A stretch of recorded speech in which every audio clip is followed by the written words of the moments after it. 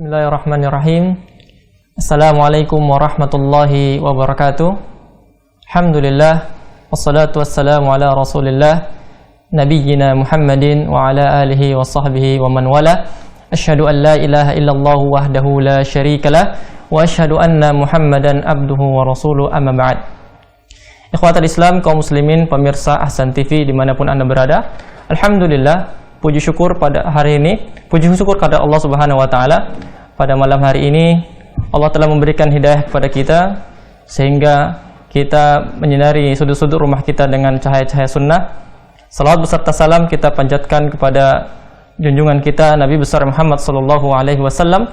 Begitu juga kepada para sahabatnya, pada keluarganya, dan kepada para pengikutnya yang senantiasa mengikuti sunnah-sunnah beliau hingga saat ini.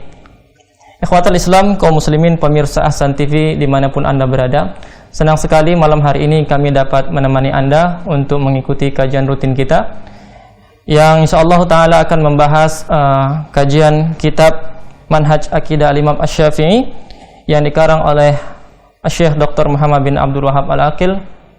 Dan tentunya kajian pada malam hari ini akan dibawakan oleh guru kita, yaitu Al-Ustadz Ahmad Zainuddin LC hafizahullah ta'ala. Dan pemirsa Ahsan TV, selepas materi yang akan disampaikan oleh Ustadz nanti, kami akan membuka segmen tanya jawab. Pemirsa yang ingin bertanya seputar topik kajian kita pada malam hari ini dapat menghubungi kami pada layanan telepon 0813 1829 4352, atau pemirsa Ahsan TV yang juga ingin bertanya melalui pesan singkat WhatsApp juga dapat menghubungi kami di nomor telepon 0813 14455557. Taib, alhamdulillah saat ini Al-Ustadz Ahmad Zainuddin telah terhubung bersama kami melalui layanan Skype. Sebelum kita memulai kajian kita sapa Ustadz sejenak. Assalamualaikum Ustadz. Waalaikumsalam warahmatullahi wabarakatuh. Bagaimana kabar Ustadz? Alhamdulillah baik, dan semoga seluruh pemirsa Ahsan TV juga dalam keadaan sehat dan afiat. Alhamdulillah. Ustadz. Baik, pemirsa Ahsan TV, langsung saja kita menyaksikan dan menyimak kajian kita malam hari ini. Kepada Ustadz Ahmad Zainuddin LC hafizallahu ta'ala, kami persilahkan, falyatafaddal mashkuran Ustadz. Bismillahirrahmanirrahim.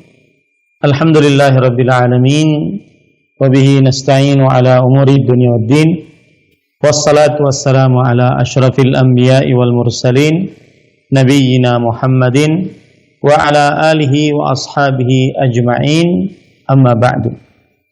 Alhamdulillah, kita bersyukur pada Allah Subhanahu wa ta'ala pada hari ini, hari Rabu malam Kamis 21 Syawal 1442 Hijriah, kita dimudahkan oleh Allah Subhanahu wa ta'ala untuk duduk bersama mengkaji kembali kitab Manhajul Imam Syafi'i fi Itsbatil Aqidah, Manhaj Imam Syafi'i dalam Aqidah.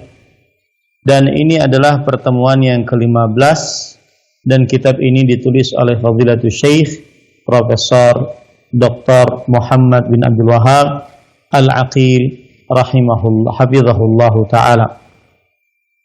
Salawat dan salam semoga selalu Allah berikan kepada Nabi kita Muhammad sallallahu alaihi wa ala alihi wasallam, pada keluarga beliau, para sahabat, serta orang-orang yang mengikuti beliau sampai hari kiamat kelak.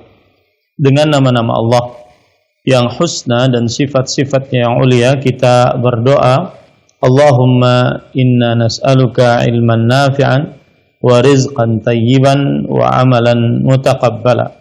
Wahai Allah, sesungguhnya kami memohon kepada Engkau ilmu yang bermanfaat, rezeki yang baik, dan amal yang diterima. Allahumma amin.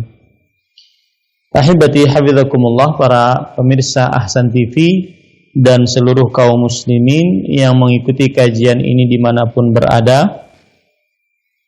Pada kesempatan kali ini kita melanjutkan membaca kitab Manhajul Imam Syafi'i rahimahullahu ta'ala fi Itsbatil Aqidah.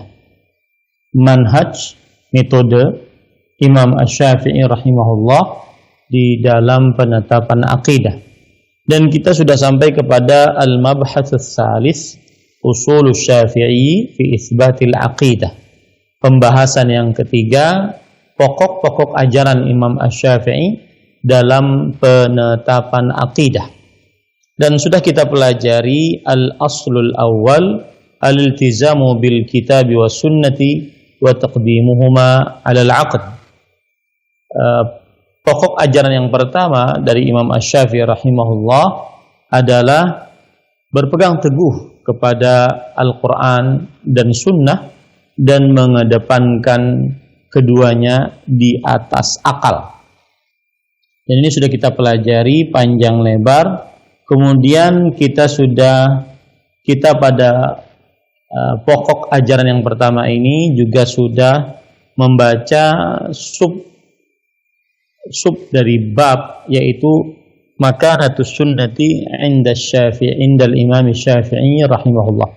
Kedudukan sunnah Rasul sallallahu alaihi wasallam menurut Imam Asy-Syafi'i, wa radduhu ala man ankara hujjiyataha, dan bantahan Imam Asy-Syafi'i rahimahullah atas orang yang mengingkari hujjah sunnah Nabi Muhammad SAW, mengingkari sunnah Rasul SAW sebagai landasan hukum, Kemudian kita juga sudah membahas raddul Imam Asy-Syafi'i rahimahullah ala man ankara hujjiyatas sunnah. Artinya bantahan Imam Asy-Syafi'i rahimahullah atas orang yang mengingkari sunnah sebagai sandaran hukum. Dan di dalam kitab ini dijelaskan bahwa orang-orang yang mengingkari sunnah sebagai sandaran hukum ada 3 macam. Yang pertama, allati angkaratis sunnata jumlatan wa tafsilan, yang mengingkari sunnah Rasulullah SAW baik itu secara umum ataupun secara rinci, dan mereka tidak menganggap bahwa sunnah Rasulullah SAW sebagai usulut tasyri' al-Islam, pokok ajaran pensyariatan Islam, ya, dengan alasan bahwa Al-Quran Al-Karim qad ishtamala ala kulli syai'. Al-Quran yang mulia sudah mengandung segala sesuatu. Kata mereka seperti itu. Wa annahu la yumkinu litminan ila al-ahadits allati yarwiha ar-ruwatu wa hum basharun yajuzu alaihimul khata'u wan nisyan. Dan mereka mengatakan kita tidak bisa tenang bersandar kepada hadis Rasul sallallahu alaihi wasallam yang diriwayatkan oleh para perawi, dan mereka adalah manusia-manusia yang boleh salah dan juga lupa. Ini alasan mereka kenapa mereka menghina atau menolak sunnah Rasul sallallahu alaihi wasallam sebagai hujjah, sebagai alasan sandaran hukum, ya, mereka menolak akan hal ini. Nah, ini kelompok yang pertama. Kelompok yang kedua yang menolak sunnah sebagai sandaran hukum adalah orang-orang yang menolak hadis Rasul sallallahu alaihi wasallam in zada 'ala al-Qur'an, kalau seandainya lebih daripada Al-Qur'an. Mereka mengatakan la yuqbalul ahadits, la tuqbalu minal ahadits illa ma kana bayanan lil Qur'an. Tidak diterima hadis dari Rasulullah SAW kecuali yang merupakan penjelas terhadap Al-Quran. Mohon maaf. Jadi ini adalah kelompok yang kedua.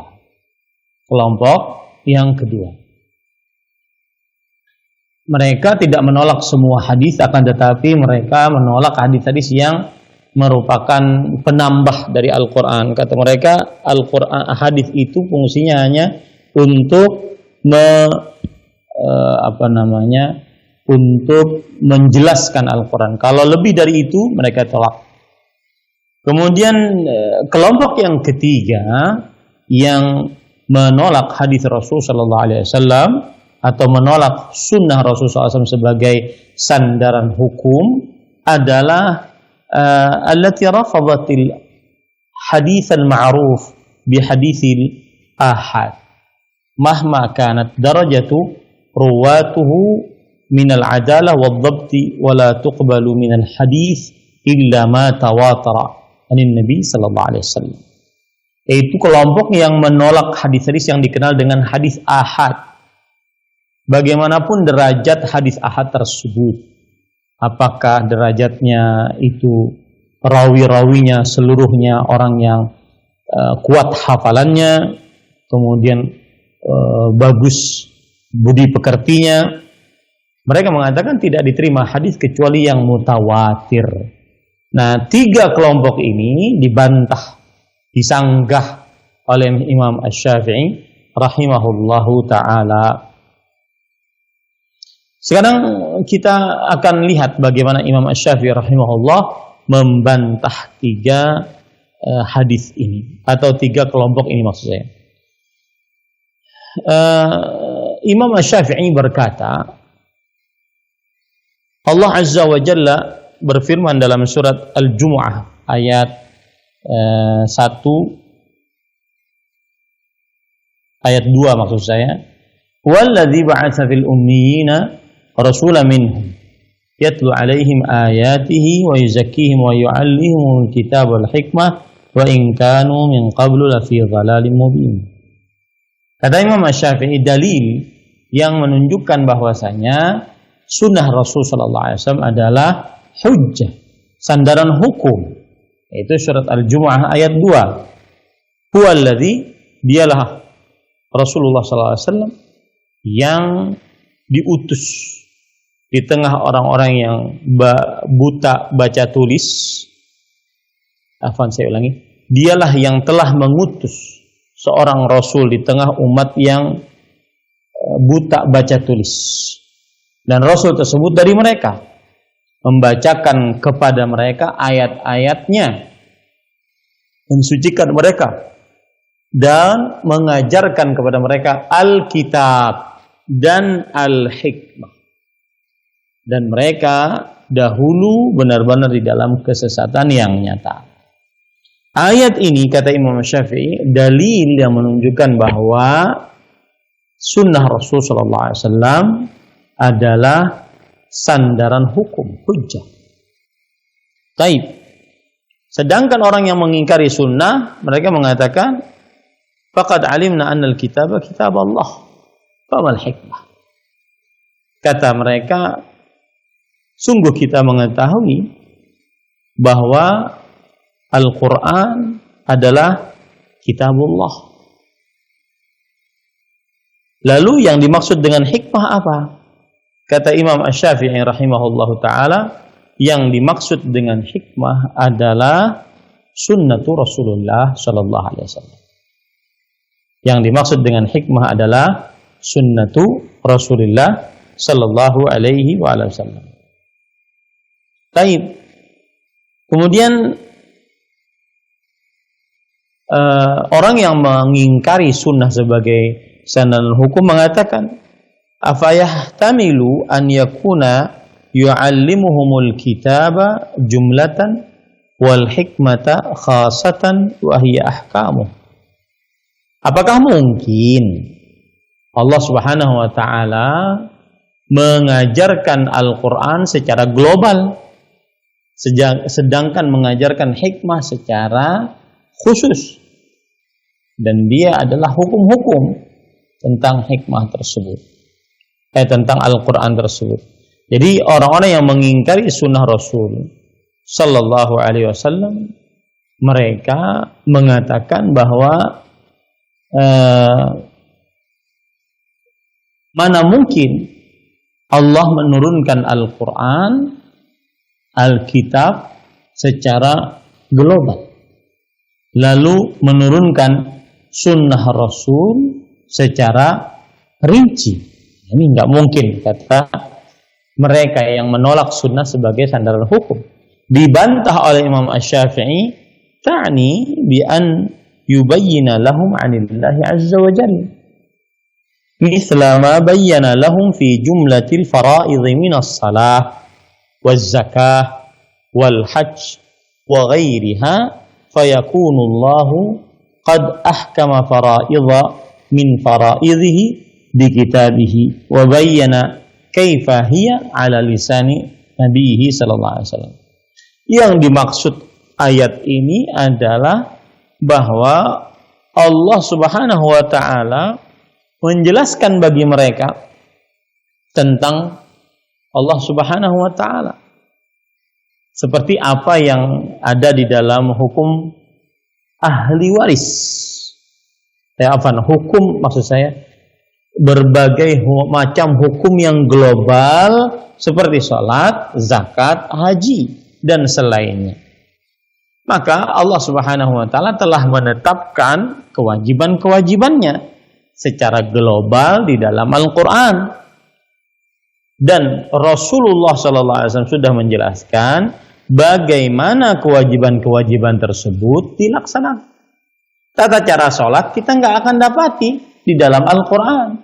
Tata cara berzakat kita tidak akan dapati di dalam Al-Qur'an. Tata cara haji secara detail kita tidak akan dapati dari Al-Quran kecuali dari sunnah Rasul Sallallahu Alaihi Wasallam. Kemudian Imam Syafi'i rahimahullah taala juga mengatakan, fa in dhahabta hadzal madhhab fahiya fi ma'na al-awwal. Mathaluhu alladhi la tasilu ilaihi illa bi khabarin an Rasulillah sallallahu alaihi wasallam, yakni anna sunnata syarihatun lil Qur'an.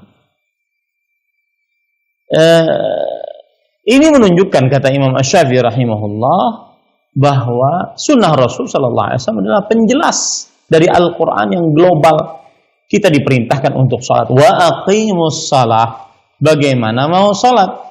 Kalau seandainya tidak ada rinciannya, tata cara salatnya.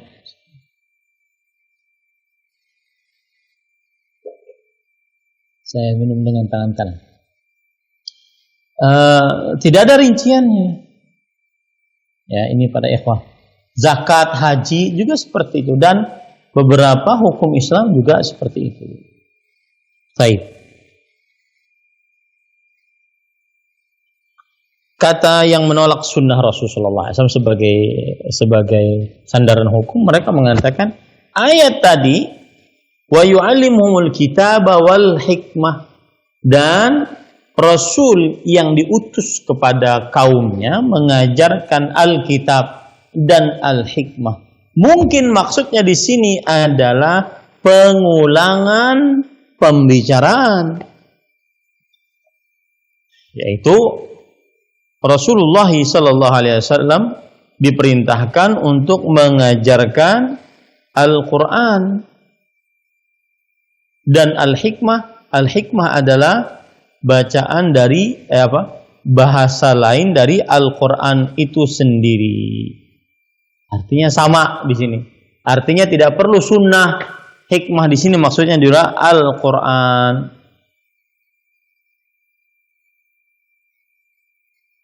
Kemudian Imam Syafi'i rahimahullah mudah saja menjawabnya. Baik, kalau seandainya Anda mengatakan Alkitab dan Al-Hikmah dalam surat Al-Jumu'ah ayat 2 itu maknanya sama dan itu adalah pengulangan kata saja, maka sekarang coba kata Imam Syafi'i, ayyuhum aula bihi idza dzukiral kitabu wal hikmatu an yakuna syai'aini aw syai'an wahidan. Mana pemahaman yang lebih tepat kalau disebutkan Alkitab dan Al-Hikmah? Apakah dia maksudnya satu ataukah dua? Ya tentunya dua dong. Ini para ikhwan yang dirahmati oleh Allah Subhanahu wa taala. Kemudian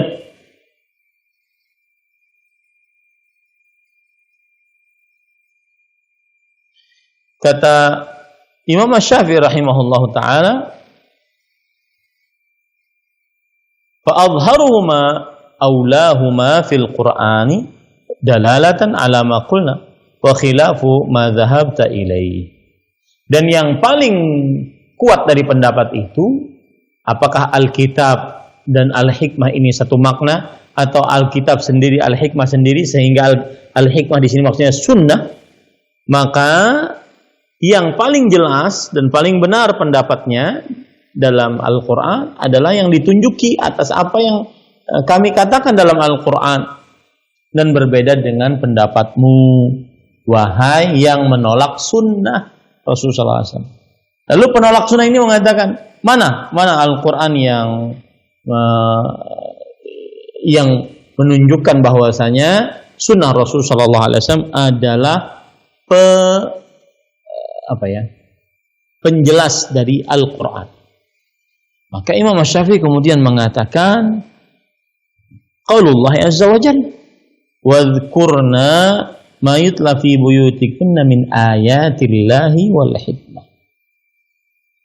Ini menunjukkan bahwa ayat ini, ya, para perempuan-perempuan dibacakan kepada mereka ayat-ayat Allah, yaitu Al-Quran dan Al-Hikmah. Berarti dua di situ.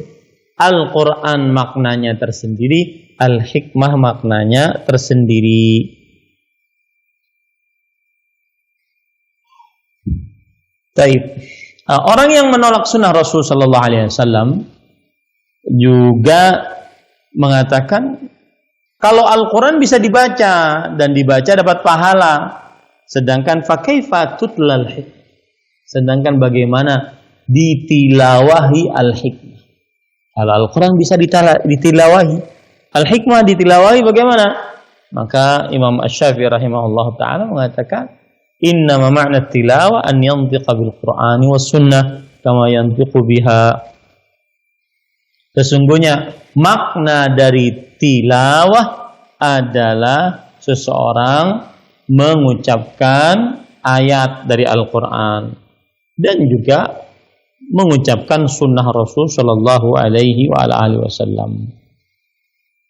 Nah, ini adalah pendapat Imam Asy-Syafi'i dan cara beliau menyanggah orang-orang yang menolak sunnah Rasulullah SAW sebagai hadisnya, sebagai sandaran hukum. Nah, kemudian Imam Asy-Syafi'i rahimahullah ta'ala menyebutkan lagi bagaimana ayat-ayat Al-Quran dan hadis-hadis Rasulullah SAW memerintahkan untuk mengikuti sunnah Rasul sallallahu alaihi wasallam. Imam Asy-Syafi'i rahimahullah taala berkata, "Iftaradallahu alaina ittiba'a nabiyhi sallallahu alaihi wasallam."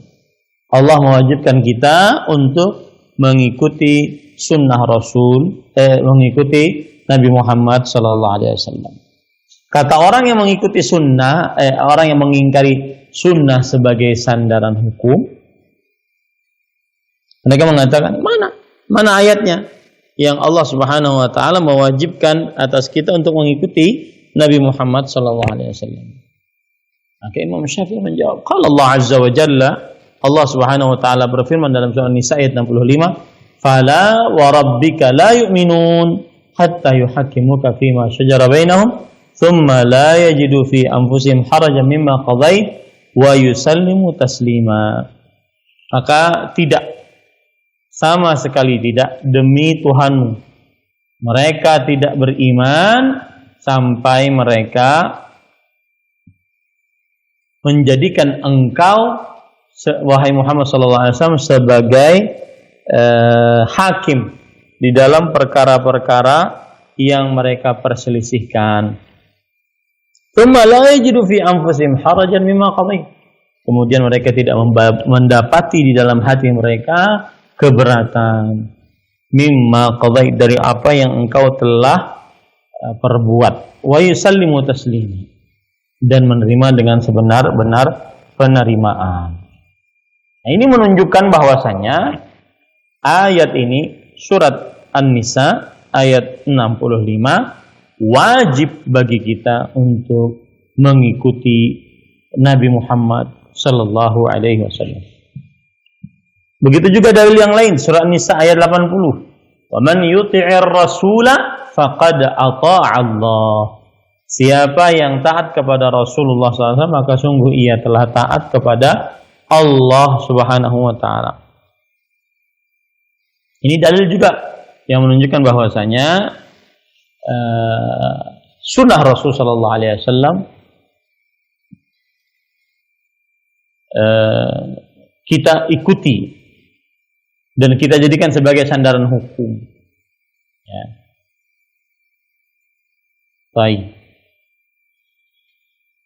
Kemudian dalil yang ketiga, surah An-Nur ayat 63, dalil yang menunjukkan bahwasanya Allah mewajibkan atas kita umat Nabi Muhammad SAW mengikuti Nabi Muhammad sallallahu alaihi wasallam. Dalilnya adalah falyahdharil ladzina yukhalifuna an amrih an tusibahum fitnah aw yusibahum adzabun alim. Artinya, maka berhati-hatilah orang-orang yang menyelisihi akan perintahnya. Mereka mendapatkan ujian dan di dunia dan atau ditimpakan kepada mereka siksa yang pedih. Nah, ini dalil-dalil yang dibawakan oleh Imam Syafi'i rahimahullah untuk menekankan wajibnya mencontoh Rasulullah sallallahu alaihi wasallam. Menjadikan Rasulullah sallallahu alaihi wasallam satu-satunya role model. Ya, ini hati-hati jangan sampai menyelisihi beliau. Dan itu dalil yang menunjukkan bahwa sunnah Rasul adalah sunnah Rasulullah sallallahu alaihi wasallam adalah salah satu sumber referensi hukum dalam agama Islam.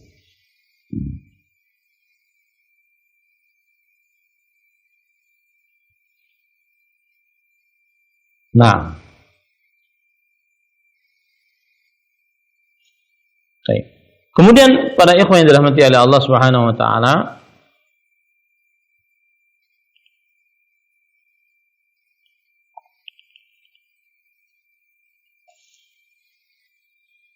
lalu setelah itu Imam Asy-Syafi'i rahimahullahu taala menyebutkan dalil lagi tentang wajibnya mengikuti sunnah Rasul sallallahu alaihi wasallam.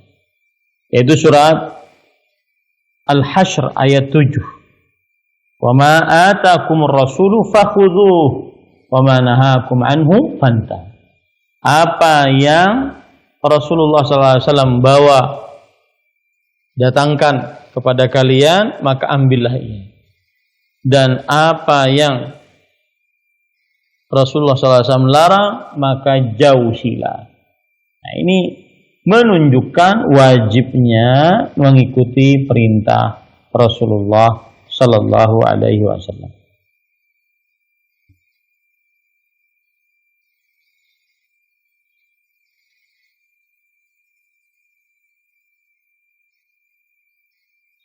Nah, orang yang menolak sunnah Rasul Sallallahu Alaihi Wasallam mengatakan, itu di dalam Al-Quran pun ada. Dia mengatakan, innahu labayyana fit tanzil anna alaina fardhan an na'khudha alladhi amarna bih wa nantahi amma nahana Rasulullah sallallahu alaihi wasallam. Itu ada kok dalam Al-Quran, kata mereka. Cukup kalau begitu dalam Al-Quran. Bahwasanya Allah Subhanahu wa taala menjelaskan apa yang Allah wajibkan, maka kita kerjakan, dan apa yang dilarang oleh Rasulullah SAW maka kita jauhi. Nah, ini. Maka Imam Syafi'i menjawab, wal fardhu alaina wa ala man huwa qablana wa man ba'dana wahid. Dan kewajiban atas kita umat Nabi Muhammad SAW, atas umat sebelum kita Bani Israel, atau umat setelah kita, tetap wajib hukum. Ya.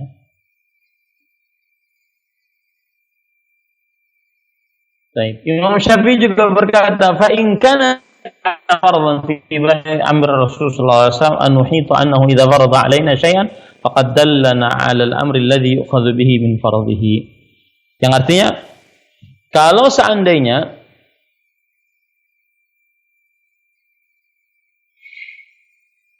wajib bagi kita, kata Imam Syafi'i, ya, untuk mengikuti Rasul sallallahu alaihi wasallam. Apakah kita meliputi seluruh apa yang diwajibkan atas kita sehingga kita mengambil seluruhnya?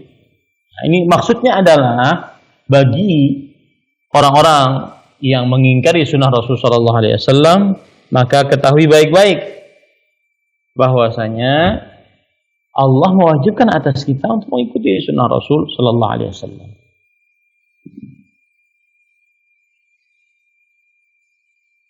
Nah,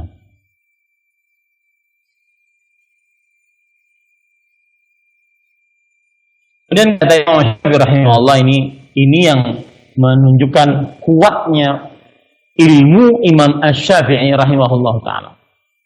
Dia mengatakan, "Fahal tajidu as-sabila ila ta'diyati fardillah 'azza wa jalla fi ittiba'i awamirihi Rasulullah sallallahu alaihi wasallam wa au ahadun qablaka au ba'daka mimman lam yushahid Rasulullah sallallahu alaihi wasallam illa bil khabari an Rasulillah sallallahu alaihi wasallam." Apakah engkau mendapati jalan untuk menunaikan apa yang Allah Subhanahu wa taala wajibkan dan apa yang Rasul sallallahu alaihi wasallam simpan dari perintah-perintah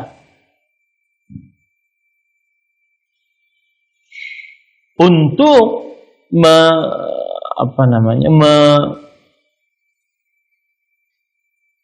meyakini bahwasanya wajib mengikuti sunnah Rasul sallallahu alaihi wasallam.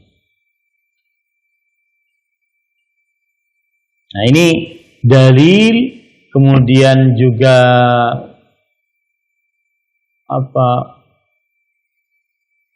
percakapan antara Imam Asy-Syafi'i rahimahullah dengan orang yang mengingkari sunnah Rasul sallallahu alaihi wa ala alihi wasallam. Nah, kemudian setelah itu Imam Asy-Syafi'i rahimahullah taala juga bersandar dengan adanya nasikh dan mansukh dalam Al-Qur'an. Nasikh artinya adalah yang menghapus hukum sebelumnya. Mansukh artinya yang dihapus hukum oleh yang menghapus hukum.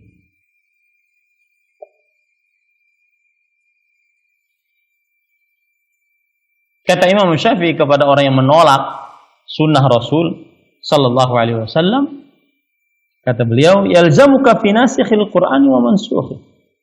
Kamu yang menolak sunnah Rasul sallallahu alaihi wasallam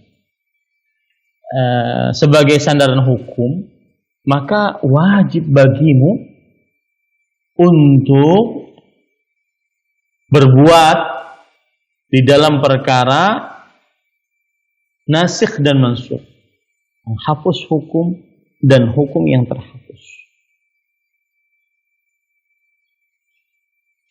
Apa maksudnya? Seakan-akan Imam Syafi'i mengatakan begini, "Hei kalian yang menolak sunnah Rasul sallallahu alaihi wasallam, maka bagaimana kalian bisa menolak kalau seandainya ada di dalam agama Islam ada yang dimaksud dengan nasikh wa mansukh. Ada yang dimaksud dengan itu, nasikh wa mansukh. Ada hukum kemudian dihapus hukum ini. Menghapus disebut nasikh, yang terhapus disebut mansukh. Nah,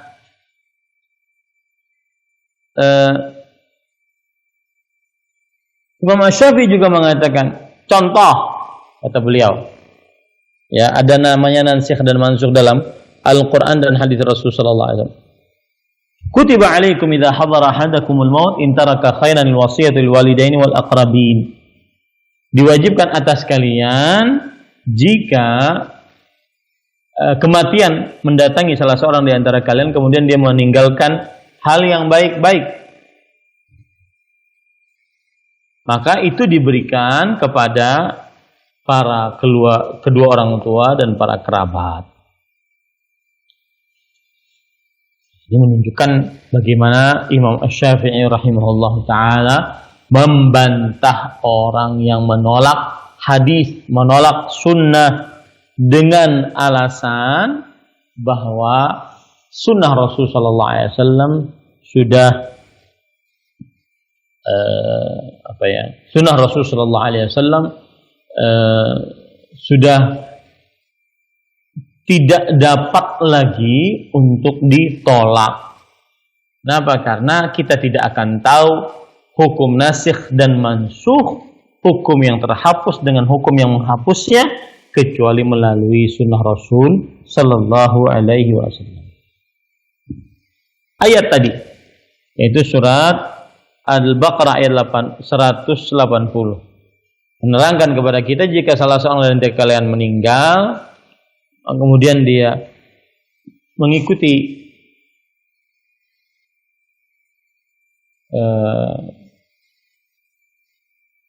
kemudian dia meninggalkan, maksudnya meninggalkan harta yang banyak, maka ini diberikan kepada kedua orang tua dan para kerabat.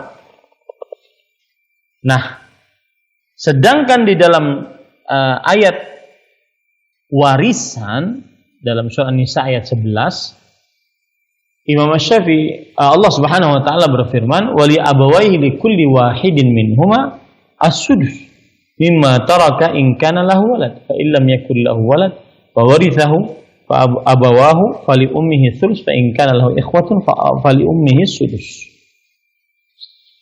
Ayat ini menjelaskan dengan detail hukum warisan. Nah, kata Imam Asy-Syafi'i rahimahullah, kita menetapkan berdasarkan khabar dari Rasulullah SAW bahwa ayat-ayat tentang hukum ahli waris dihapus dengan ayat-ayat yang berkaitan dengan wasiat untuk berbuat baik pada kedua orang tua, pada para kerabat. Nah, ini para ikhwah yang dirahmati oleh Allah Subhanahu wa taala. Jadi intinya Syafi'i ingin mengatakan, hei kalian yang menolak sunnah Rasulullah SAW sebagai sandaran hukum, maka harus dipahami baik-baik, kalian tidak akan bisa menolak sunnah Rasulullah SAW. Kalau kalian menolak, kalian tidak akan bisa mengamalkan hukum nasikh mansukh dalam Al-Quran dan hadits Rasulullah SAW.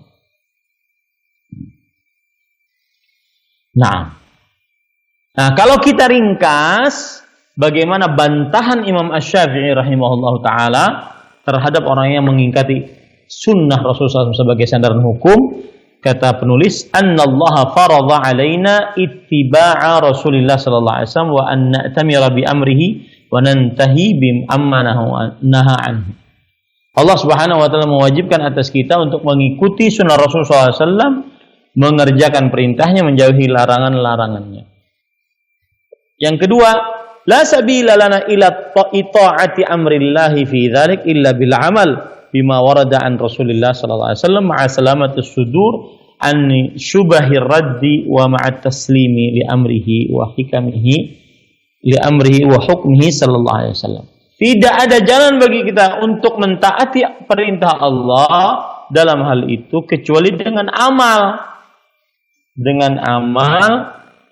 dari Rasulullah sallallahu alaihi wasallam, disertai dengan selamat hatinya dari syubhat-syubhat yang menolak perintah Rasul sallallahu alaihi wasallam dan hukum Rasul sallallahu alaihi wasallam. Ini yang kedua ringkasannya. Tidak ada jalan kecuali tidak ada jalan mentaati Allah Subhanahu wa taala kecuali dengan mengamalkan apa yang ada pada Rasulullah sallallahu alaihi wasallam. Yang ketiga, annal muslima bihajatin bi sunnatin Nabi sallallahu alaihi wasallam. Orang muslim itu sangat memerlukan sunnah Rasul sallallahu alaihi wasallam untuk menjelaskan ma ujmila fil Quran, menjelaskan apa yang disebutkan secara global dalam Al-Quran. Kemudian Imam Syafi'i tadi mencontohkan dengan ayat warisan dengan ayat wasiat. Nah, inilah bantahan Imam Asy-Syafi'i terhadap kelompok yang pertama yang mengingkari sunnah sebagai sandaran hukum. Nah, masih ada dua kelompok lagi, yaitu yang mengingkari sunnah Rasul Shallallahu Alaihi Wasallam bahwa tidak bisa diterima kecuali jika ada pokok ajaran dalam Al-Quran. Jadi mereka menolak hadis. Kata mereka, kami tolak hadis kecuali yang merupakan penjelas terhadap Al-Quran dan hadis. Ya.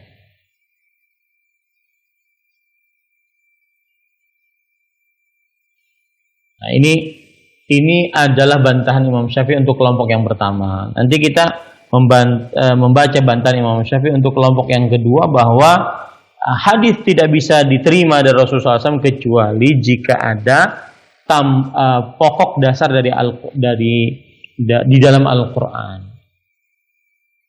Ya, jadi hadis tidak bisa diterima kecuali dia penjelas terhadap Al-Quran, tidak berdiri sendiri. Jadi mereka yang ketiga ini paling ringan. Ya, tetapi itu pun merupakan penyimpangan di dalam perkara akidah, yaitu menolak sifat-sifat Rasulullah Sallallahu Alaihi, sifat-sifat Allah Subhanahu wa Ta'ala. Baik, kalau kita lanjutkan, maka kita akan membacanya. Kata Imam Syafi'i rahimahullah ta'ala, qala at-ta'ifatu ats-tsaniyah bi anna al-khabara la yuqbalu an Rasul sallallahu alaihi wasallam illa idza kana lahu aslun fil Qur'an, bahwa hadis tidak diterima dari Rasul sallallahu alaihi wasallam kecuali jika ada Al-Qur'annya. Ini pendapat kelompok yang kedua yang menolak sunnah Rasulullah SAW sebagai sandaran hukum. Nah,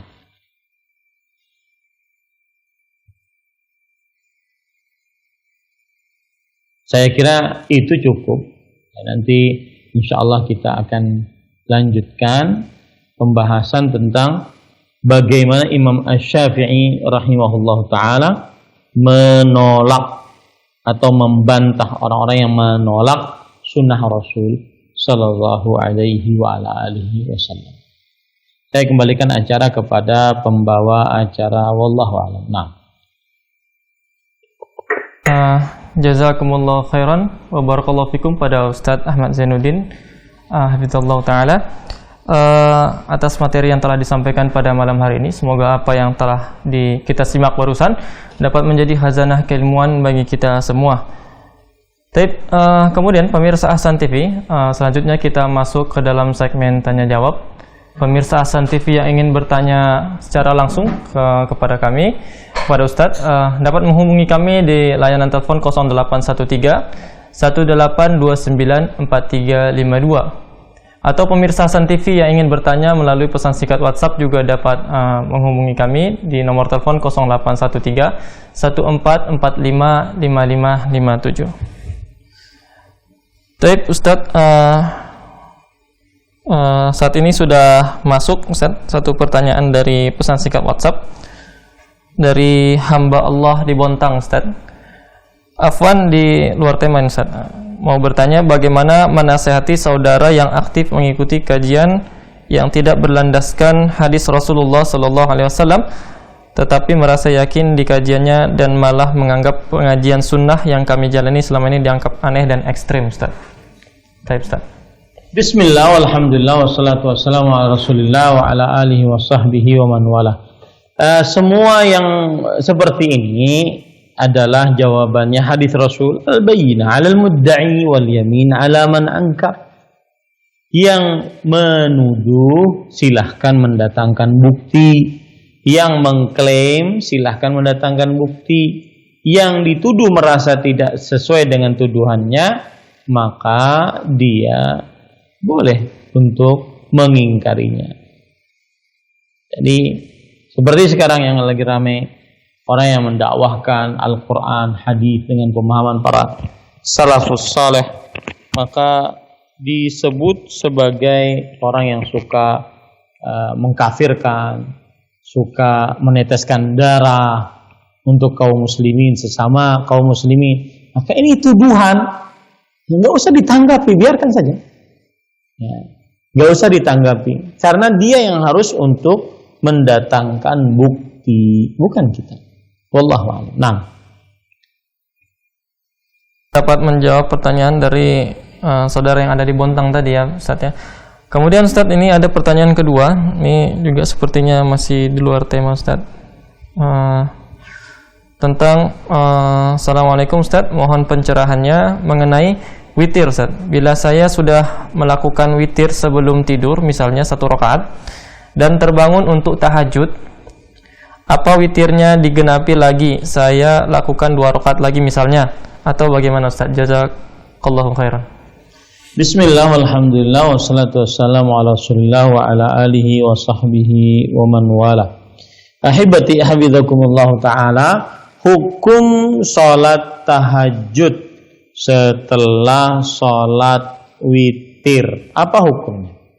Maka jawabannya adalah boleh seseorang mengerjakan sholat tahajud setelah sholat witir.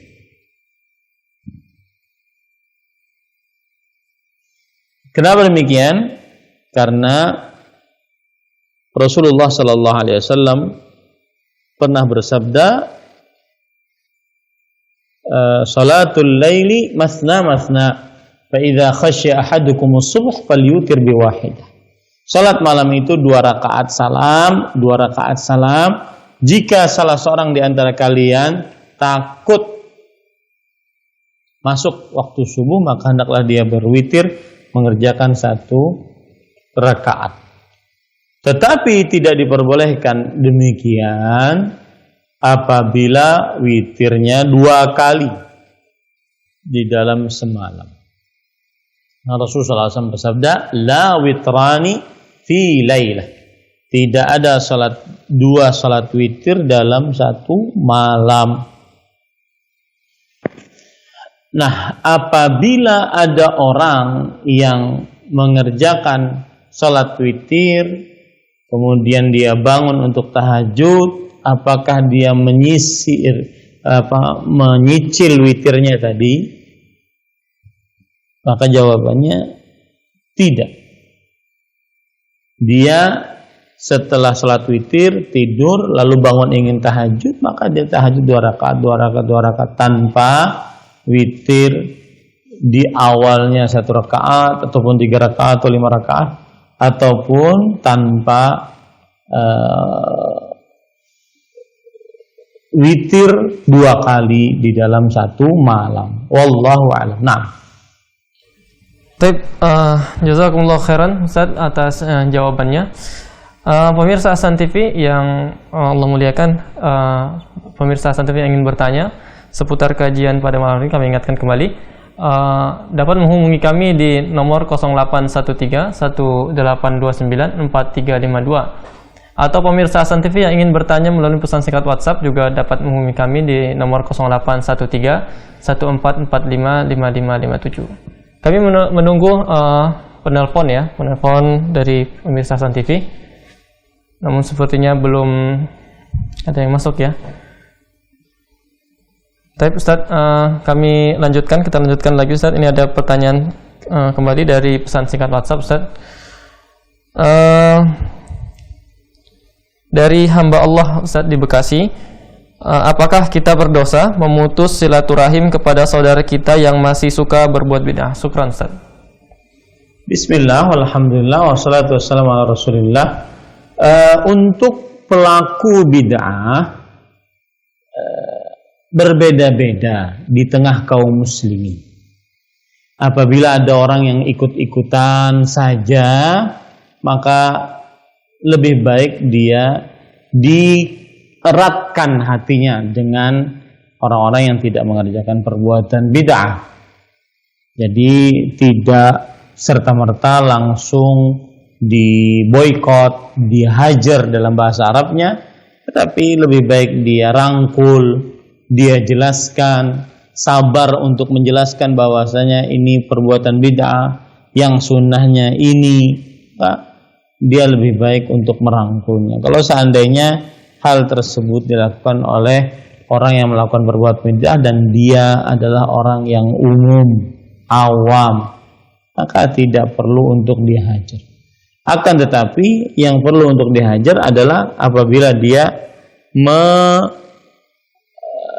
mendakwahkan bid'ah dan dia sulit untuk nasihati, maka kita boleh mentahdzir orang tersebut.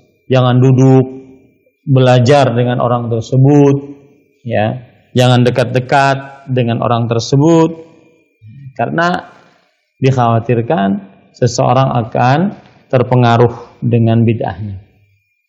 Asyubhatu khattafah wal qalbu dha'ifah. Syubhat itu menyambar-nyambar, sedangkan hati ini lemah. Naam. Alhamdulillah, Ustaz, jazakumullah khairan atas jawabannya. Semoga dapat menjawab pertanyaan dari saudara tadi yang dari Bekasi. Kita masuk ke pertanyaan selanjutnya, Ustaz. Ini ada saudara dari Jember, Ustaz. Assalamualaikum, Ustaz. Saya ingin bertanya, hukum mempelajari materi musik dalam pelajaran sekolah dalam rangka menghadapi ujian sekolah, Ustaz. Sekian, jazakallahu khairan. Bismillah, walhamdulillah, wassalatu wassalamu ala rasulillah wa ala alihi wa sahbihi wa man walah. Musik haram, diharamkan oleh Allah dalam Al-Quran dan oleh Rasulullah SAW dalam hadis-hadisnya, dan disepakati oleh para sahabat, para tabi'in, imam yang 4 tentang keharamannya. Maka yang haram tidak boleh dipelajari. Wallahu a'lam. Naam. Semoga dapat menjawab pertanyaan tadi, Ustaz, ya. Selanjutnya kita lanjutkan lagi pertanyaan masih dalam pertanyaan WhatsApp, Ustaz. Ini ada pertanyaan selanjutnya dari, tidak ada namanya, Ustaz, ya. Assalamualaikum, Ustaz. Saya pernah kajian di sebuah daerah. Penceramahnya menyuruh jamaahnya untuk membeli dagangan yang dijual di sekitar kajian, Ustaz. Walaupun kita tidak membutuhkan, apa sikap yang harus saya lakukan, Ustaz? Dan bolehkah kita membeli sesuai karena iba terhadap penjual tersebut, Ustaz? Bismillah, alhamdulillah, wassalatu wassalamu rasulillah. Jual beli akan sah apabila antaradhin minkum, ya, apabila terjadi saling rela antara si penjual dan si pembeli. Allah Subhanahu wa taala berfirman dalam surah An-Nisa ayat 29, ya ayyuhalladzina amanu la ta'kulu amwalakum bainakum bil batil illa an takuna tijaratan an taradhim minkum. Wahai orang beriman, janganlah kalian makan harta-harta di antara kalian dengan kebatilan, kecuali menjadi perniagaan yang berlaku dengan suka sama suka di antara kalian. Maka mungkin yang dimaksud oleh penceramah tersebut adalah, ayo dibeli para pedagang yang di sekitar masjid yang sedang berdagang meskipun dalam keadaan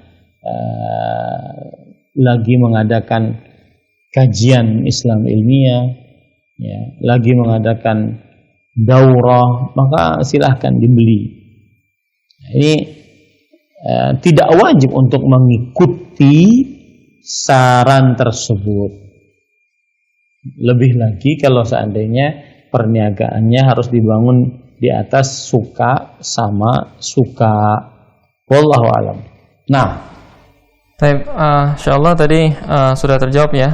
Semoga dapat menyelesaikan masalah dari penanya tadi. Dan kami ingatkan kepada para pemirsa Ahsan TV, bagi Anda yang ingin bertanya seputar kajian pada malam hari ini, dapat menghubungi kami di layanan telepon 0813 1829 4352. Atau pemirsa Ahsan TV yang ingin bertanya melalui pesan singkat WhatsApp juga dapat menghubungi kami di nomor 0813 1445 5557. Kita lanjutkan, ada satu pertanyaan lagi, Ustaz, dari pesan singkat WhatsApp juga. Assalamualaikum, apakah warisan dibagi sesuai wasiat orang tua Apa anak yang membagi tidak sesuai wasiat apa bisa dicap sebagai anak durhaka? Ini dari Purnomo di Kalimantan Selatan, Ustaz. Bismillah, walhamdulillah, wassalatu wassalamu ala rasulillah wa ala alihi wa sahbihi wa man wala. Jawabannya adalah seorang orang tua yang hendak meninggal, kemudian dia menulis wasiat, maka wasiat yang boleh ditunaikan adalah memberikan 1/3 dari harta kekayaan kepada orang yang diwasiati oleh orang tua. 1/3 saja. Lebih daripada itu tidak diperbolehkan. Baik. Kalau sudah kita pahami itu, maka kemudian apakah anak yang membagi warisan sesuai dengan yang ditentukan dalam Al-Quran, tetapi orang tuanya sedih, orang tuanya tidak terima, apakah ini termasuk kedurhakaan? Maka jawabannya tidak. Karena Rasulullah Subhanahu wa taala berfirman, Rasulullah SAW bersabda, la ta'ata li makhluqin fi ma'siyatillah. Yang artinya tidak ada ketaatan kepada seorang makhluk siapapun dia ke dalam perihal bermaksiat kepada Allah Subhanahu wa taala. Nah, baik, insyaallah semoga dapat menjawab pertanyaan dari Bapak Purnomo tadi, Ustaz ya.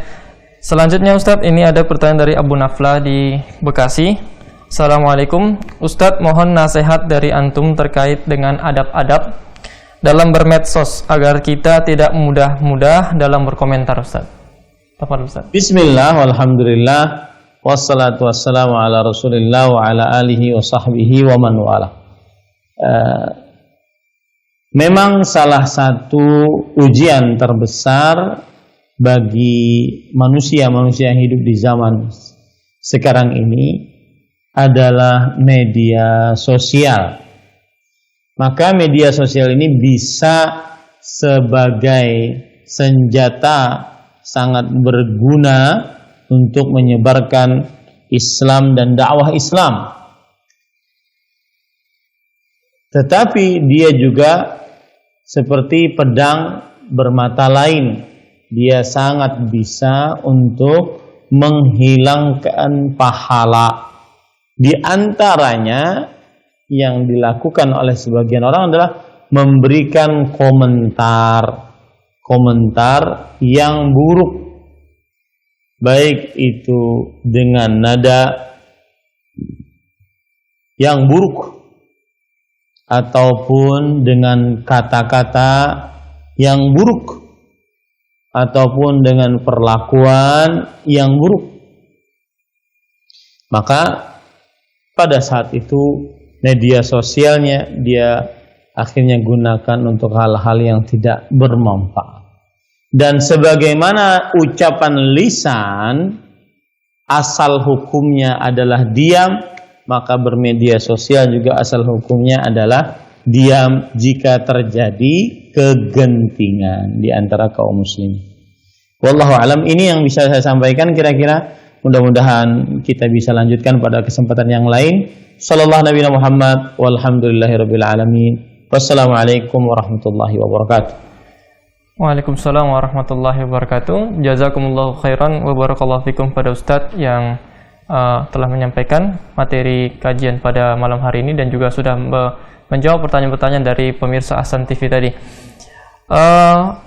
Pemirsa Ahsan TV yang kami muliakan, dengan berakhirnya kajian tadi, maka dengan berakhirnya pertanyaan dari Abu Nafla tadi, maka berakhirlah segmen kajian kita pada malam hari ini. Sebelum kita akhiri kajian kita, mungkin Ustaz ingin memberikan penutup terkait materi pada malam hari ini. Bismillah, walhamdulillah, wassalatu wassalamu ala rasulillah. Itulah akidahnya Imam Asy-Syafi'i. Beliau senantiasa menjadikan sunnah Rasul sebagai hujjah, sandaran hukum dalam beramal.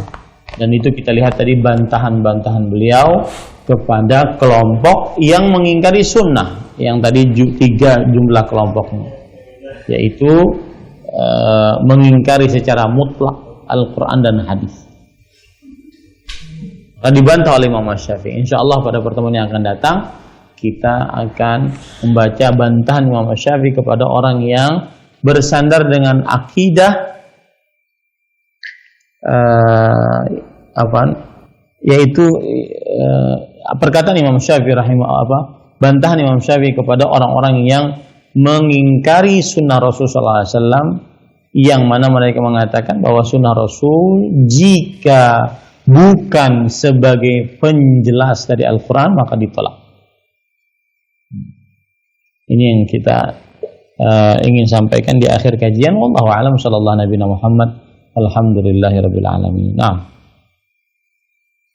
Ustadz, dan barakallahu fikum pada pemirsa Ahsan TV yang telah menyimak kajian kita pada malam hari ini, dan tidak lupa juga pada para penanya. Dan kami mohon maaf ada beberapa pertanyaan yang tidak sempat kami sampaikan karena terbatasnya waktu kita, pemirsa. Dan kami dari segenap kru Ahsan TV yang bertugas memohon maaf apabila terjadi kesalahan selama kajian ini berlangsung. Kita akhiri kajian kita pada malam hari ini dengan doa penutup majelis. Subhanakallahumma wa bihamdika asyhadu an la ilaha illa anta astaghfiruka wa atubu ilaik. Assalamualaikum warahmatullahi wabarakatuh.